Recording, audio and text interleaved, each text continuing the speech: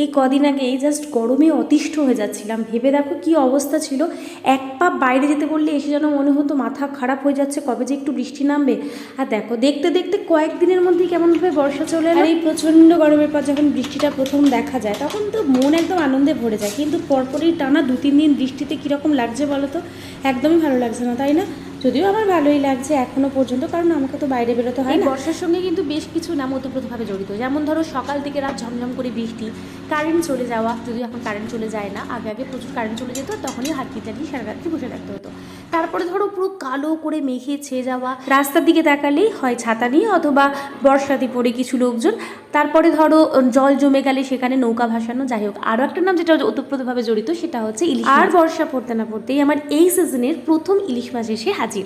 ইলিশ মাছটা আমাদের বর্ষাকালে আবার প্রতিদিনের হয়ে যায়, যতদিন না পর্যন্ত আমরা খেয়ে খেয়ে এড়িয়ে যাবো ততদিন মধ্যে প্রত্যেক দিন প্রায় ইলিশ মাছ খেতে হবে। যাই হোক, প্রথম দিন যেহেতু ইলিশ, আমি রান্নাঘরে ঢুকে পড়েছিলাম রান্না করতে। শুধু ইলিশ নয়, আমার পুরো টোটাল লাঞ্চের মেনুটা ছিল আজকের এটা। দেখে নাও, এতগুলো রান্না আজকে হয়েছিল না, সব রান্নাটা আমি করিনি, মেনু দিয়ে করেছিল বাকিটা। আজকের ইলিশ এসে জানিয়ে দিল যে সত্যি বর্ষা এসে গেছে।